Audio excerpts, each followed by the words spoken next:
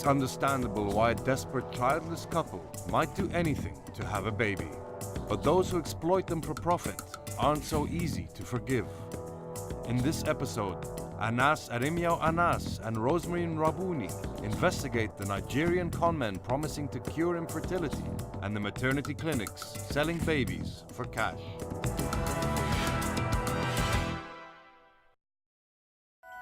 This is Nigeria.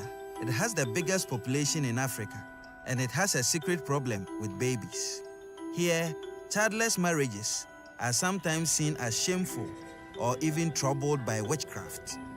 At the same time, single mothers are frowned upon and abortion is illegal. And some unscrupulous people match their unwanted babies with childless couples for money against the law. We are setting out to investigate unethical medical practices and something much bleaker, the trade in human life. My name is Anas Aremeyaw Anas. I'm an undercover journalist from Ghana. Anonymity is my secret weapon. Today, I've come here to meet my colleague, Rosemary Nwaebuni, for us to try and uncover a baby-selling syndicate. Over the next few days, we are going to try and unmask the faces behind this baby-selling syndicate. A woman without kids is supposed to be one of the worst things. So once a woman is married, without having children, there is problem. So women are forced to, as it were, try and have a baby. And it is not uncommon for them to try and seek help from miracle doctors. And it's not unusual or uncommon for miracle babies to appear, because at the end of the day, the societal pressure is huge. In desperation, some childless couples turn to anyone that offers to help. So-called miracle doctors offer would-be parents expensive fertility treatments with the promise of a miraculous conception, even for the most barren couples. We have made an appointment with one such medic, Mr. Akimbode Demilola. He operates from a pharmacy in Delta State. He has all the trappings of a medical doctor, but alas, none of the qualifications. It's really very, very important to me. December, as I speak, I have to be able to prove that she's carrying a baby. No problem. God on our side every day. We've invited Dr. Avred Abiokofa from the Ministry of Health to give an expert view of our treatment. So it operates like a hospital. That's the lab upstairs. Yeah. The doctor examines each of us behind the curtain. He uses a mysterious little device, the size of a smartphone, which he holds in his hand and waves over our stomachs. Within minutes, he is satisfied with the examination and hides the device in his pocket. He tells me I have a low sperm count, which is odd because I know I can have children. He diagnosed me within a few seconds. So tell me, is it possible that someone will just let you lie down and then the person will find out that you have low sperm count? No, it's not possible. But worse was to come. He also diagnoses me with pelvic inflammatory disease, an infection of the female reproductive organs. This paper is for female. So you are saying that he has given me a female... a female condition. Although Rosemary is a parent, the doctor has his own peculiar view of her inner mechanics. He claims her body doesn't drain all of her menstrual blood. The blood is never drained out completely after the normal measure. Okay. So it's making our ovulation to be ineffective. Okay. So the womb cannot have the same weight to the eggs when the eggs are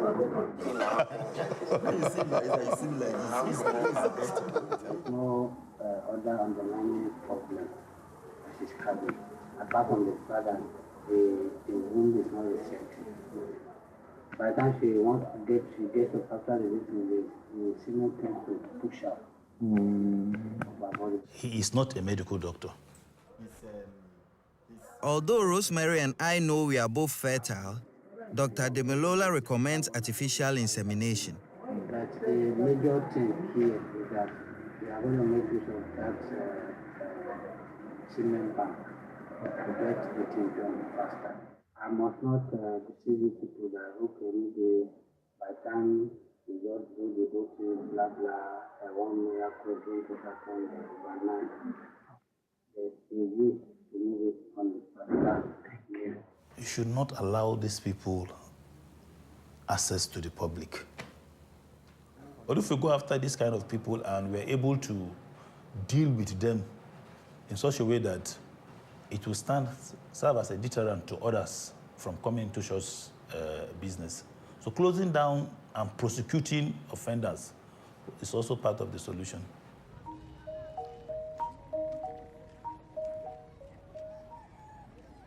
While some couples fall victim to such elaborate deception, there is a much more troubling trade which promises to help the childless. We heard of so-called orphanages where pregnant young girls banished by their parents are lured with the promise of food and shelter. In return, they are pressured into giving up their baby at birth. I think it's fair to say that it's almost reached epidemic proportions because babies are sold and given to other couples who are richer but unfortunately could not have babies. In 2012, child rights activist and lawyer James Ibo suddenly found himself dealing with human trafficking. For the past 1 year, we recorded over 20 children disappearing in Cross River State. We don't know if they were adopted because there's no record of adoption. He received an unexpected call from a pediatrician who had stumbled across a troubling case in the Calabar Teaching Hospital. Dr. Elehu Osem had found a distressed young girl under pressure to give up her newborn baby. I happened to be the resident doctor on duty in the pediatric ward. I didn't really know the scope of what I was dealing with, but I actually knew something was wrong. One instant, something was wrong. He called me that there's a child that the hospital is about to separate from the mother. That if I don't respond immediately, he cannot guarantee what will happen to both mother and child.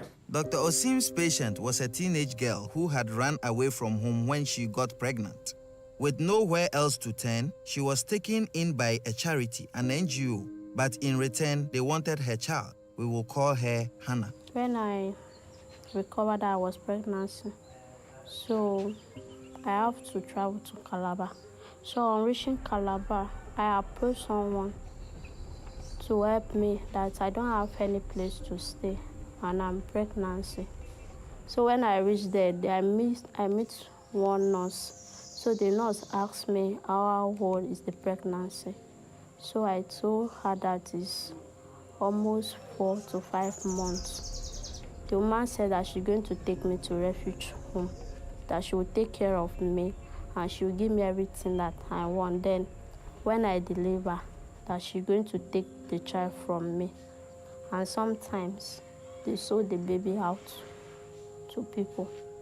It was obvious that she was traumatized. So after relating with her for a long time, she opened up that they have asked her to go and leave her baby behind. They told me that I have 2 options to make. If I don't want to keep the baby, that they will send me away. But if I keep the baby, then at the end of the day, after my tablet, then I came back to say I want to collect my baby, that they are going to jail me and arrest me. No law allows that. There's a procedure for adoption. I was not comfortable with that, but I later agreed that I'm going to let the child. The NGO claimed that the women in its care gave up their babies freely and that they were put up for legal adoption. But Hannah's fate changed when the hospital persuaded her to breastfeed. Normally, the NGO doesn't allow you to breastfeed, but when you're in the newborn unit, the doctors, they don't know about your NGO stuff. So she had to start breastfeeding. The bonding started. And once a mother starts bonding with the child, it becomes very, very difficult. So she's been with the child for 3 days, and suddenly they noticed a change in her demeanor. She was always moody. And then on the third, they started crying. And we never knew that some persons through the window had been asking her to take the child away, to request for discharge. I later decided I'm not going to keep my baby because I passed through serious harm. We found out the parents of this girl, and we got the parents to come. The NGO buckled when they found that out, and we handed over the baby to the mother. So they have to collect everything that they gave me, and I took my child away. Mother was crying, baby was crying, matrons were crying. It was an exhilarating moment. I felt like I had conquered the world. I had saved one child for once because I couldn't stop the others. But it didn't end there. When Dr. Osim demanded answers from the NGO, they rubbished his account and threatened his life. I was threatened. My dependent department was scared for my life. They thought they could harass me into submission. If I don't write a retraction, I would pay damages to the tune of 50 million. Nobody said you can't adopt people's children, but you can just seize them from their hands. We've intervened in so many cases of child abuse, child human trafficking, that I tell you, the perpetrators have not been prosecuted. That was 3 years ago, and Hannah's child is healthy and happy. We wanted to find out if babies are still being taken by the illegal baby trade. We are going undercover, posing as a married couple, desperate for a child. Our first stop is a tailor in Port Harcourt, where we get measured up for matching traditional garb.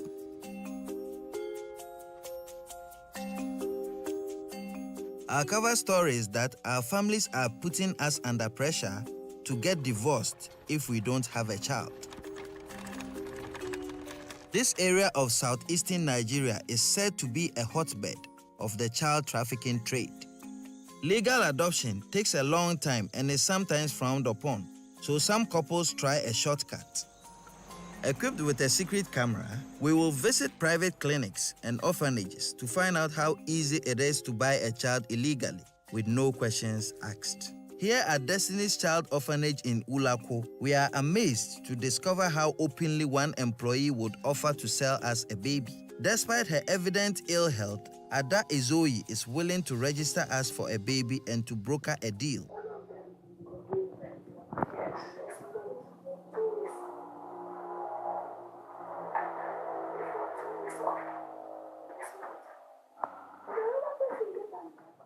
If we register, how long will it take us to get the baby?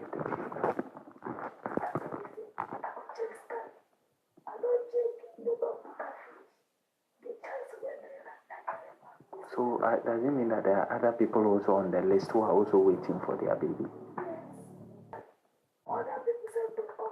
The teeming number of people who are also interested. You saw the book. The big exercise book. Yeah.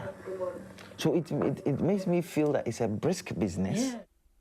We asked whether we could meet the girl who will have our baby. Can't we meet her in the hospital? Just see her and then that's it. We really, really want to see her. See her, how she looks like and...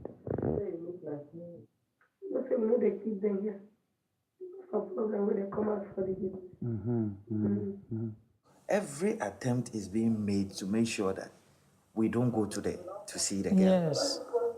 All they are interested in is make the payment and take the baby away. That's exactly. It. No evidence. Yeah. If you say 800.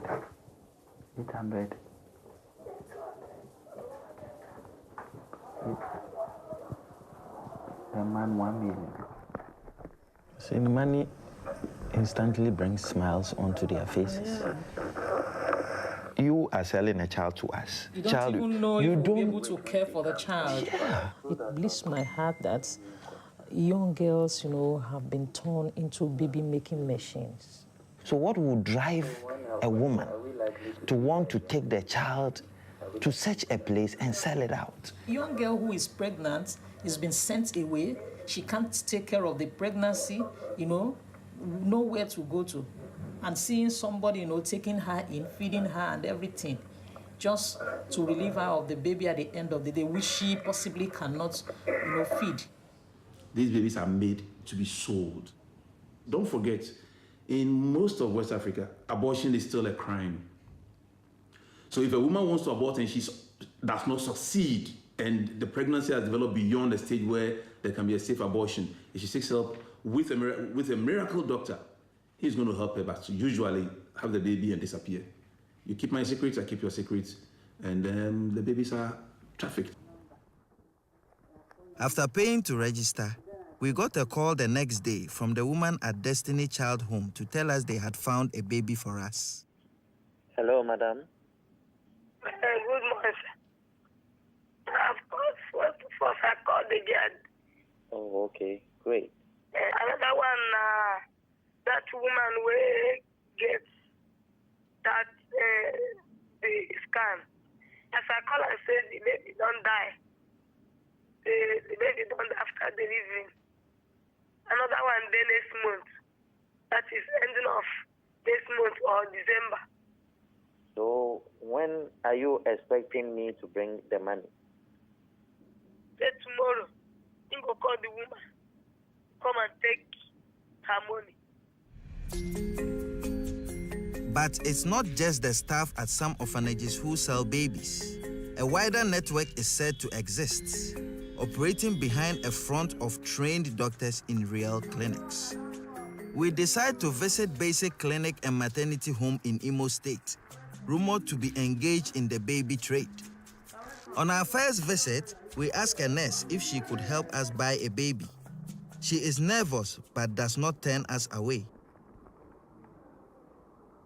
Me and my wife, we are looking for a baby. So, excuse me first. I'll be back. At the mention of a baby, the nurse scuttles off. Really, our doctor does that kind of business. Yes, I know. It's kind of a discussion. You have to have it privately with him, and I'm not sure if he will today, because if he comes back now, he'll be in a hurry to do everything, to keep everything in order. So the best thing is to come back to you. This nurse won't even dare to tell anybody, isn't it? No. I think she made the mistake of, confiding in you the first day, because the second day we came, she woke up to me while you were outside, pleading with me to tell you not to tell the doctor that both of you discussed anything. Wow, that is interesting. Do you think you can help us? I think so, because he has some friends. There's a pregnant woman in his hospital. Please don't let anybody hear of this. I know. And I know we have secrets. Lots of secrets to keep. That is why we're nurses. I also wanted very fast. I said no problem. Let's say within 3 months time. Is it possible that it can be earlier than that? If I want it like earlier than that. Like earlier than maybe that. 2 weeks. 2 weeks. Yeah. Or 1 week. Early. If I get it. I don't think it will be. At that one, we cannot think it will be. Okay. It will be once I know that I will discuss them. I think they will give birth to the babies in 1 week time. Okay. They don't know that I understand their language. They were discussing, she was discussing with the younger nurse, that this woman must have been in pains. This woman must have suffered so much. And do you see how God can lead somebody? That God just led her into this place and all that. But I pretended as if, I don't understand their language. Said? Yes. On our next visit, we get closer. The owner is Dr. O'Hary, and his wife agrees to see us. She admits they sell babies, but tries to take the moral high ground. We've been married for 12 years now. And it's been really difficult having a child. To the extent that now I'm getting a lot of pressure from my parents to divorce her. It's not fair, madam. It's not fair. Not fair. Maybe when he comes out, we tell him what to do, see, so that if he can be of help, you understand? Instead of all these children to be wasted and aborted and you understand? They run into all these women affairs commission and they save the babies. The people that are looking for children will come and adopt them. Even Christ was adopted by Joseph. So me, I don't support the idea of abortion. I don't. Instead, let this pregnancy be safe. Let the people that are looking for children take them. And they don't go into poor people's home. No. They stay capable people that will take care of them. The wife of Dr. O'Hare knows, and yet they are not being clamped down upon. On our third attempt, we finally got to meet the boss, Dr. O'Hare himself.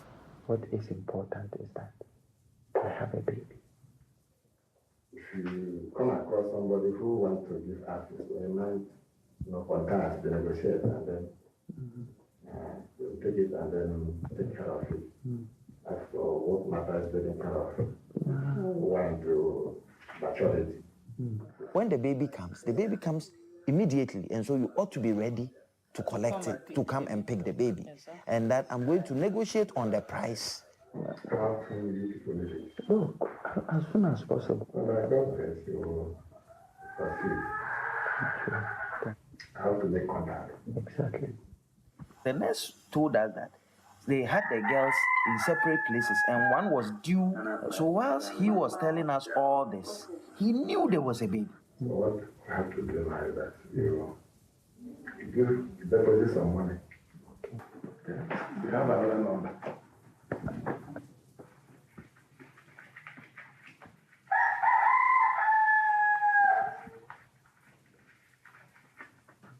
Which tag? Oh, dog. Hey, give me male or female or twins. Dog, I will take. Okay. After you put it neutral, anyone can go. Some people do specify that they may be the more interested in what they call it male. And some do interested in female. Something like that. Although that place, they don't discriminate. A child is a child. Several days later, a second nurse from Basic Clinic called to tell us a baby was coming up for sale. She asked for 800,000 to 900,000 naira for our doctor, who owns the hospital where the baby is delivered. One woman is at labor now, so we are watching out. Okay. Is it possible for me to know how much, and if maybe you can send me maybe an account number? Maybe, I don't know whether it's a girl or a boy. But for now, keep 900,000 naira. For dog, this hospital is for him now. Ma? This 900,000 is for him. You mean doctor? For now, doctor is the owner of the hospital, assuming this woman deliver now. Later that night, Dr. O'Hare himself called us in an effort to secure the deal and get the money.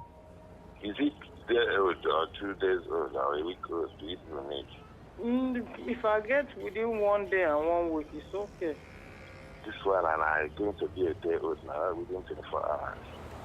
Okay.